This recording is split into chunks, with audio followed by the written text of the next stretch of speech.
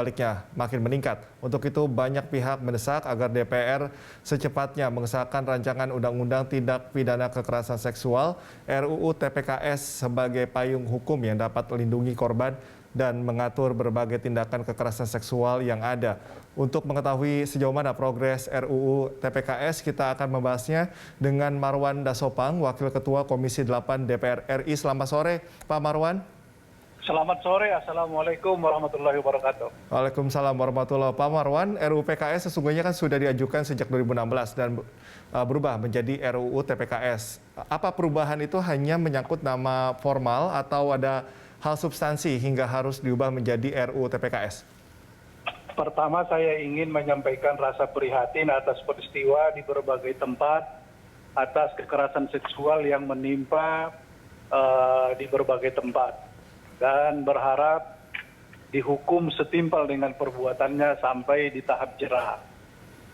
Yang kedua, kekerasan seksual sampai kita menyebutnya sebagai kedaruratan, tidak memandang di mana tempat, siapa pelaku. Di berbagai tempat yang tidak terduga-duga pun itu terjadi. Itulah makanya suasananya sudah dalam keadaan darurat. Maka ada kekosongan payung hukum yang bisa mencegah. Karena undang-undang kita yang ada, katakanlah undang-undang kekerasan terhadap perempuan dan lain-lain, masih ada celah. Kita berharap ada payung hukum yang berupa meminimalisir terjadinya, itu pencegahan. Karena begitu ditemukan kasus, itu korbannya sudah belasan. Begitu ditemukan kasus, itu korbannya sudah banyak. Maka karena itu tidak mungkin tidak ada yang berubah dalam perilaku seseorang. Dalam rentang waktu ada yang bulanan, bahkan ada yang tahunan. Bahkan kasus yang baru saja terjadi di Bandung itu bahkan melahirkan. Tentu peristiwa ini sebetulnya sudah terdeteksi dari awal. Tetapi sebagaimana yang disebutkan tadi itu, seseorang yang ingin melaporkan dan bahkan korban yang melaporkan berbalik menjadi tersangka. Karena itu orang enggan melaporkan perubahan perilaku seseorang. Maka karena itu, dari periode yang lalu kita ingin mensahkan rancangan undang-undang penghapusan kekerasan seksual yang sekarang disebut dengan tindak pidana kekerasan seksual. Menurut saya, sebetulnya hal substansi dari perubahan nama ini tidak terlalu banyak hal. Tetapi memang sejak awal waktu saya menjadi ketua panja di periode lalu, nama penghapusan kekerasan seksual itu menjadi perdebatan. Oke lah, berbagai usulan pada saat itu mengemuka tentang judul. Sekarang pembahasan berada di badan legislasi, tidak lagi berada di Komisi 8. Maka sama saja, mau RUU PKS, mau RUU TPKS, kita sudah dalam keadaan darurat. Kita butuh pasal terutama dalam hal bab-bab pencegahan. Karena bila ada peran serta masyarakat, lingkungan dan lain-lain terhadap perilaku seseorang, saya meyakini masih banyak hal yang bisa kita lakukan pencegahan. Kami kira itu. Oke, saat ini sedang digodok di Balik dan publik banyak menilai bahwa RUU TPKS ini mandek ya atau jalan di tempat begitu. Mungkin sejauh ini progresnya sudah sampai mana? Apakah memang masih ditemui kendala-kendala, Pak Marwan? Ya, karena memang cara masyarakat kita memandang, bahkan para anggota panja memandang ini dari berbagai sudut. Maka ada berbagai fraksi yang menolak undang-undang ini karena memberikan ruang menurut mereka tata cara pendefinisian itu menjadikan undang-undang ini undang-undang yang sangat liberal dan bahkan sangat feminim. Itulah menurut mereka. Maka pembahasannya tidak mulus.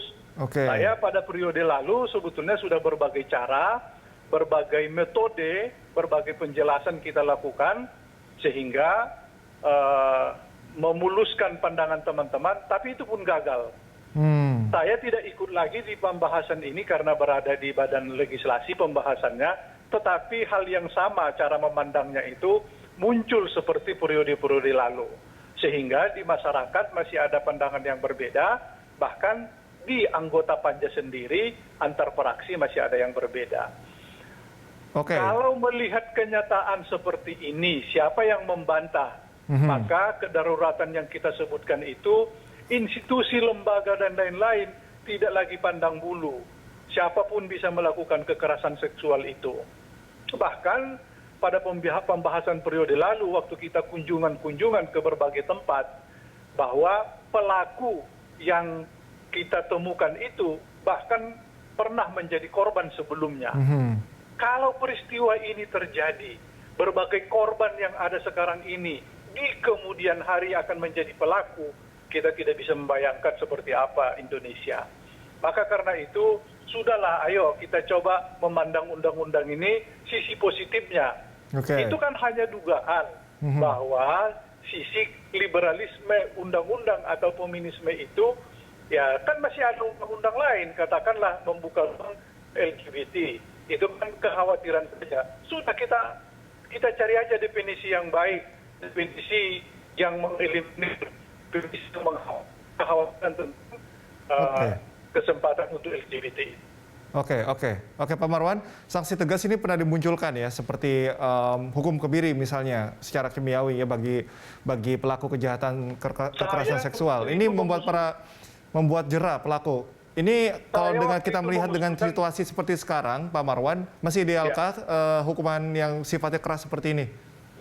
Harus seberat-beratnya, karena ini masa depan Indonesia, harus menunjukkan bahwa kita serius, bahwa ini berbahaya kita. Kalau anak-anak ini menjadi pelaku lagi kemudian, maka ini sangat berat. Maka pasal kewajiban masyarakat, kewajiban pemerintah untuk melakukan rehabilitasi itu penting. Kalau ini akan menjadi pelaku lagi nanti di kemudian hari, bahaya itu. Nah, undang-undangnya belum ada, payungnya belum ada. Itulah yang perlu kita segera putuskan. RUU TPKS ini segera harus disahkan. Saya pikir tentu nanti praksi-praksi akan berunding dengan baik untuk mencari formula. Ya paling yang saya lihat kekhawatiran adalah mengenai perasa saja. Kata-kata di undang-undang saja, di pasal-pasal. Udahlah, nanti kita beradu ke tempat yang netral saja, yang bisa kita terima. Kenapa harus digagalkan kalau bisa dicarikan? Saya kira itu. Oke. Bagaimana dengan perlindungan yang bisa diberikan bagi korban kekerasan seksual yang mengalami trauma berat? Kan ini efeknya bisa jangka panjang ya, Pak Marwan? Jangka panjang dan bahkan menjadi pelaku. Itu kan yang kita temukan, Pak, di berbagai tempat waktu kita kunjungan. Karena itu, mulai dari hilirnya undang-undang ini nanti kan di bab rehabilitasi. Siapa yang merehabilitasi, berapa lama, dari mana anggarannya. Dan bahkan nanti akan ada bab perlindungan siapa yang melakukan rehabilitasi. Karena banyak hal kasus bahwa perlindungan korban penting sekali. Karena akan menjadi korban lagi kalau tidak ada pasal-pasal perlindungan. Orang yang menjadi korban bahkan cenderung menjadi korban lagi. Diintimidasi pelaku, bahkan keluarganya. Bahkan orang yang peduli, bahkan pegiat menjadi korban kemudian. Karena memang tidak ada pasal-pasal yang untuk menghukum para pelaku ini. Ya, seperti yang dibacakan tadi berita yang di Riau. Nah, sekarang malah dikembalikan.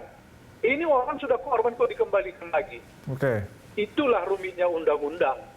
Maka undang-undang ini harus dipertegas. Tidak ada cara lain, memang harus melahirkan undang-undang tambahan dan undang-undang baru. Baik. Pak Marwan, terima kasih atas waktu serta informasinya. Salam sehat selalu. Ya, mohon maaf karena saya di perjalanan tidak bisa. Baik. Terima kasih Pak Marwan. Terima kasih. Baik. Dan pemirsa, jangan kemana-mana, usai jeda Prime Time akan kembali dengan informasi